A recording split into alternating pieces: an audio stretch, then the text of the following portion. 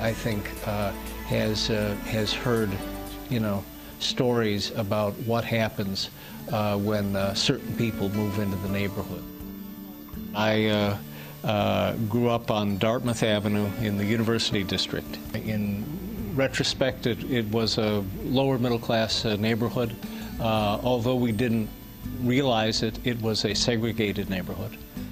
The story of segregation and racism in the 1950s and 60s takes center stage in the production of Clybourne Park, but Road Less Traveled Productions has brought a Buffalo spin to the play, showing how Buffalo neighborhoods have changed through the decades. Now, we're joined today with director Scott Barron, and you are not only the founder and artistic director of Road Less Traveled Productions, but you're also putting this play on at 710 Main Street. So let's get into what Clybourne Park is all about, sort of to set the scene for the show. Sure.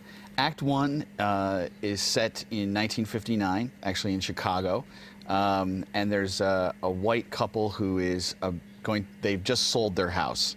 And it's revealed, the Community Homeowner Association guy comes over and says, well, do you know who you sold your house to? And he reveals that their house has been bought by an African-American family. And this leads to a whole discussion about neighborhood and what was a very prevalent topic in 1959. As neighborhoods started to change, there was a lot of fear, which led to white flight. That's the conversation in Act 1. Act 2 picks up, and it's 50 years later. It's 2009. And that neighborhood has become mostly an African-American neighborhood. And now there's a white yuppie couple who wants to come in and buy this house, demolish it, and actually build a new house because of its close proximity to downtown. And now the Historic Preservation Society in that neighborhood has come in and says, well, you can't do that. This is a historic neighborhood. It's an African-American historic neighborhood now. So while the play actually takes place in Chicago, you're telling me that this is a story that happened in many Rust Belt cities, sort of, including Buffalo.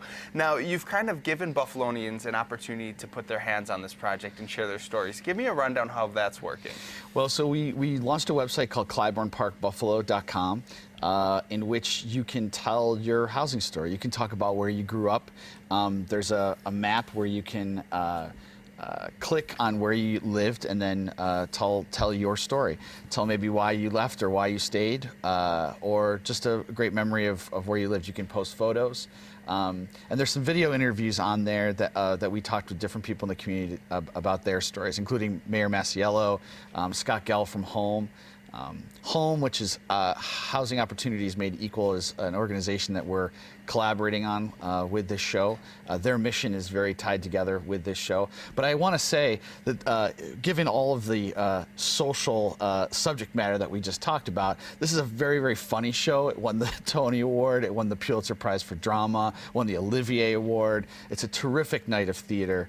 And a lot of it is about the communication now that we have about some of these topics. Like, we don't ever want to offend anyone. And the humor really comes from now trying to dance around these subjects and where the conversation was in 1959 and where that conversation is now. And then just real quick, for people that are interested, when is the show happening? When is opening night?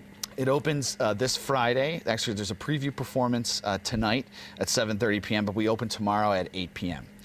And it runs until December 1st. And of course, if you're looking for sort of a conversation starter,